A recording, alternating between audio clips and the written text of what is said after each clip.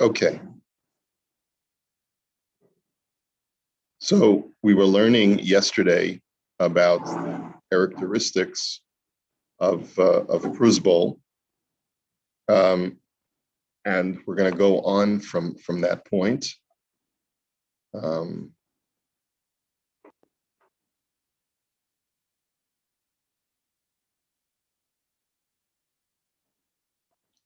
I don't think that we need to go into the Imrei Yaakov on this. I think we're going to start Siman Yud Gimel today. Dine edus ushtaros ushlishus uvo nun gimel seifim. Laws of bearing testimony, contracts, and shlishus, which we'll see is a third-party involvement from the word, right? So when you're mashlish something, is you leave it with a third party. So we'll see what the applications of that are as we go through this halacha. Kol mi sheyodea edus lechaveiro v'roi leha'ido. That if you know testimony for a fellow Jew and you are capable of testifying for him, let's say, in other words, you're a kosher witness, as we'll talk about that shortly. V'yesh lechavero to'eles be'eduso, and your friend can benefit from your testimony. Chayiv loha'id lo beveistin. You are obligated to testify for him in a beis din. In other words, if someone has a beis din case and you can shed light to the beis din on the benefits or the merits or the demerits of the case, then you are obligated to testify. Im yitva'enu sheyo'id lo.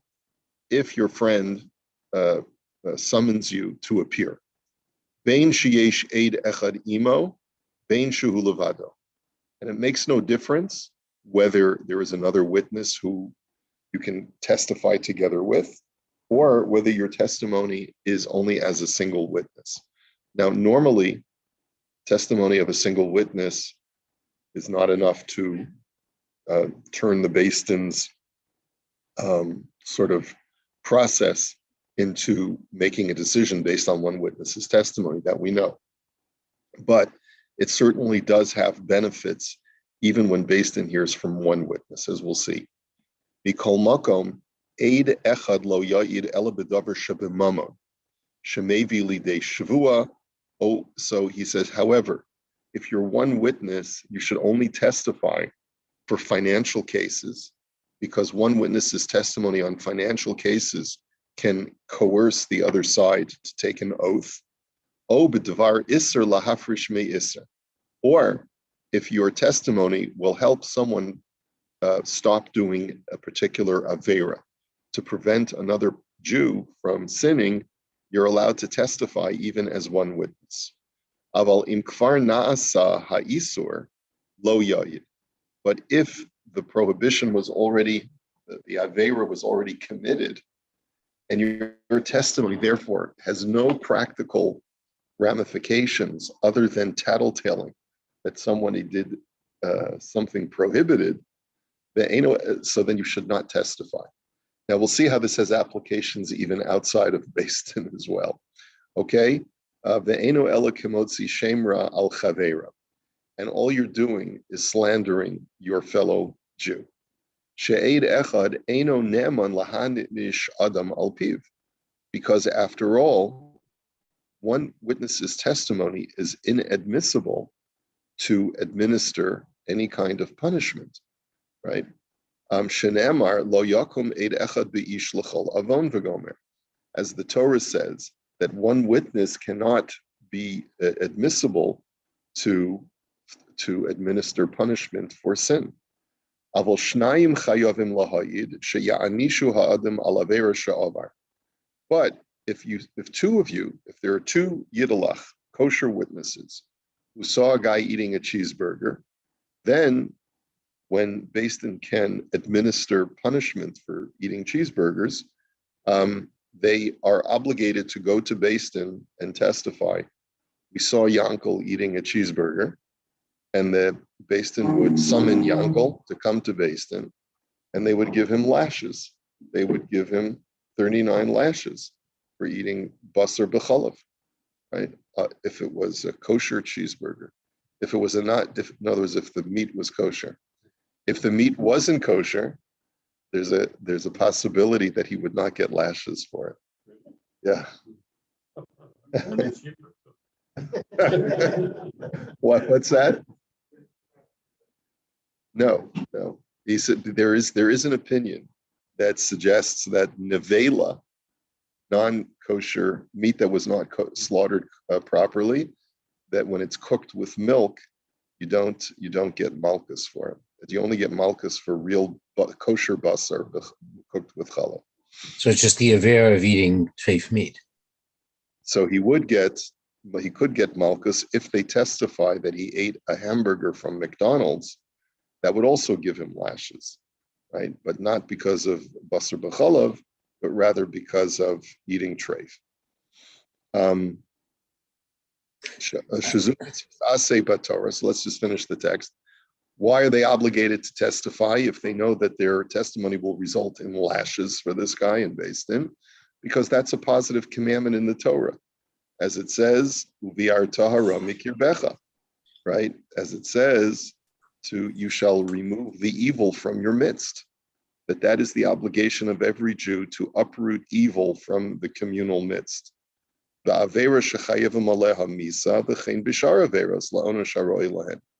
that's that pasuk is talking about even when we're talking about capital offenses, right? If we witnessed a fellow being machal Shabbos, we should testify. I mean, in biblical times, when Beis Din administers the death penalty, or even post-biblical, right? When Beis Din was administering, the Sanhedrin was administering the death penalty, it would be the obligation of Jews who witnessed a fellow being machal Shabbos, assuming that he was warned properly, and that'll be another thing that we have to analyze. Is what are the applications of this, and how do they extend? But it applies even to capital offenses, and it certainly applies to other sins that where the penalty is less than the death penalty, but is administrable by a human Beis Din. Okay.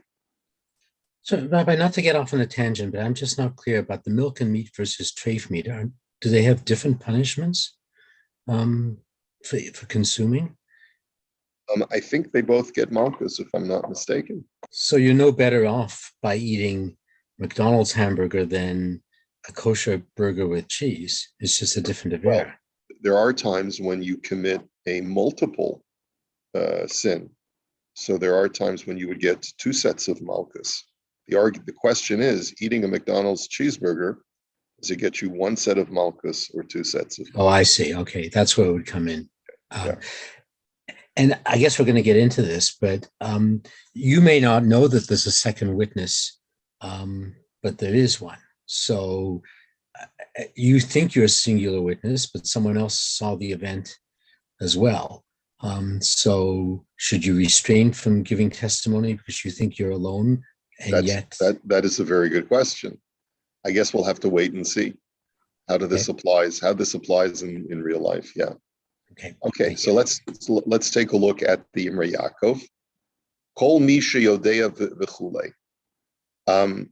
Anyone who knows testimony against another or in favor of another.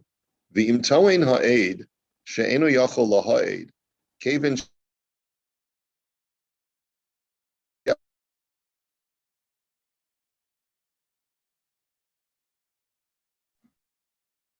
So Rabbi freezing on us? Yep. I think he's freezing on us, yeah. Yeah.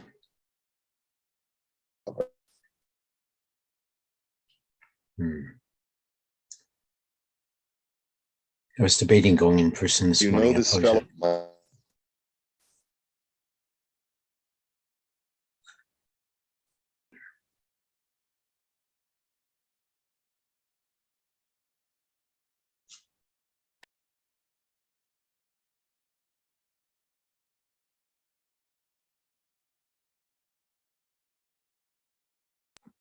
And he's gone. I think we may have to go back in again. No, he'll come back. Just hold on. I think he'll come back. That's usually what happens.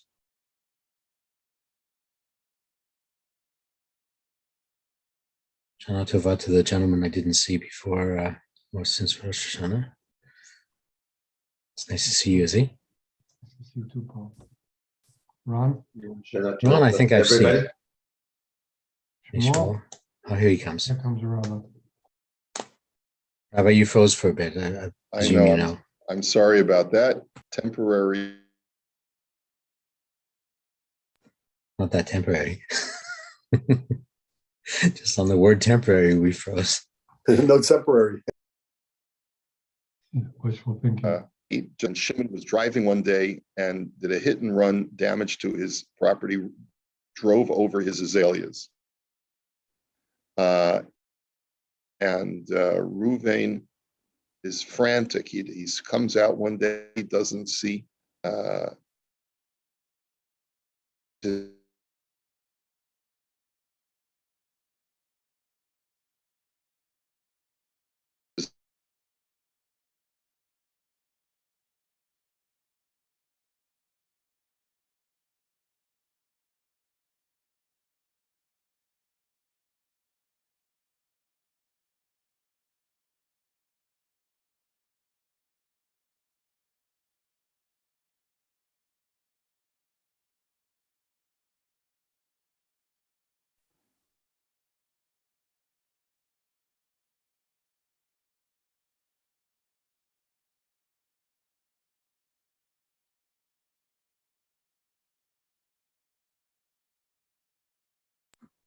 And he's gone again. So as we were saying.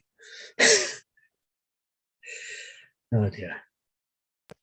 Is this rare? Or I don't. I'm usually not. I think it is relatively rare because I've been trying to catch up on all the recordings because I've not been going since Slicha started, and they seem to be continuous. So I think this is unusual.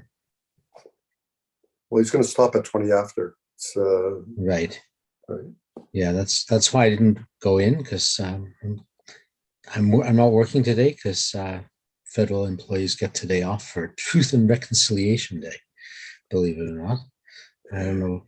Not just federal employees, all FedEx, all the transportation companies. There's many big companies that are banks too. Do you think? Yeah. Not sure about the banks. Right. So I feel like every day should be a Truth Day, actually, personally. Yeah. But I'm reconciled. You're not going to complain. I'm reconciled to that fact, but I'm not going to complain. So I'm trying to do my regular learning schedule and go to Minyan at 8:30. But okay, we're coming back. 5 minutes.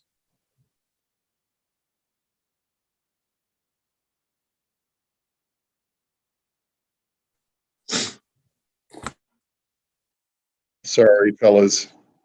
For some reason.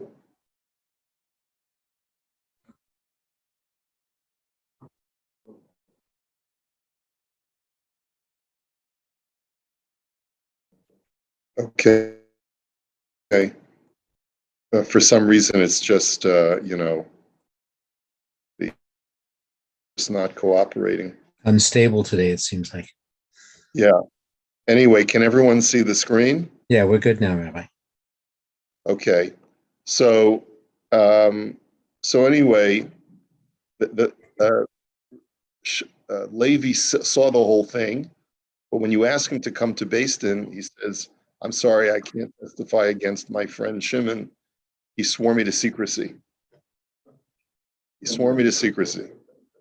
As lechatchila yatirlo." So lechatchila, Shimon has an obligation to absolve him from his promise that he wouldn't tell anybody what he had done.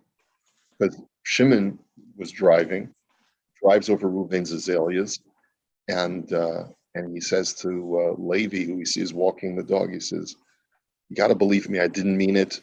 I'll take care of it. Don't worry, but don't tell a soul. Don't tell Reuven it was me."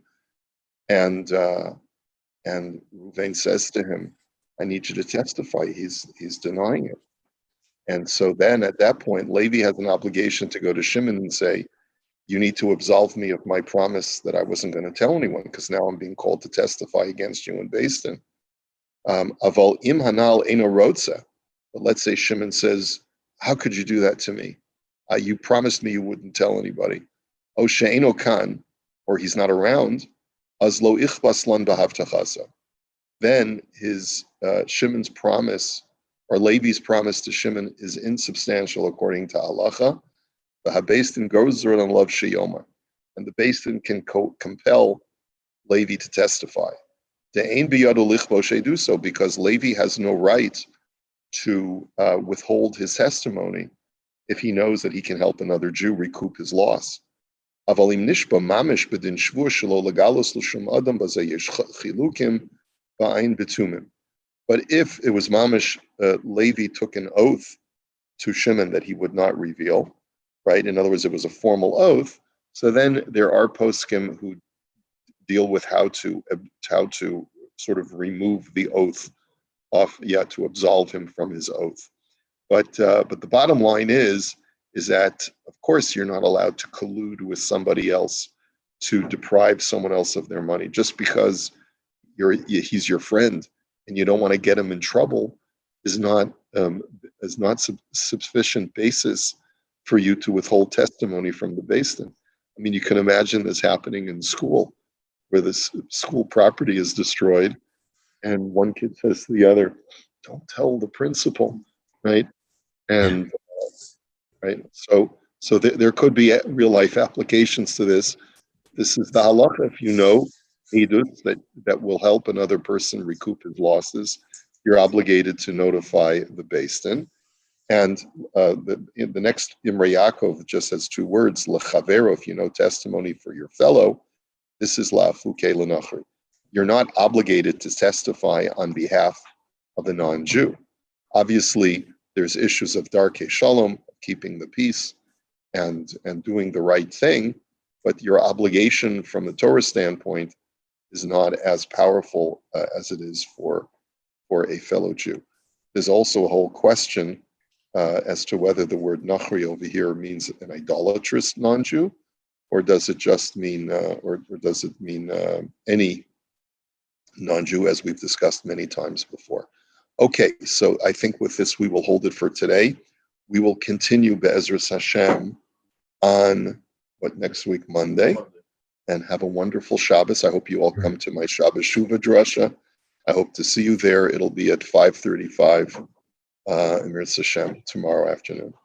Have a good Shabbos, everyone.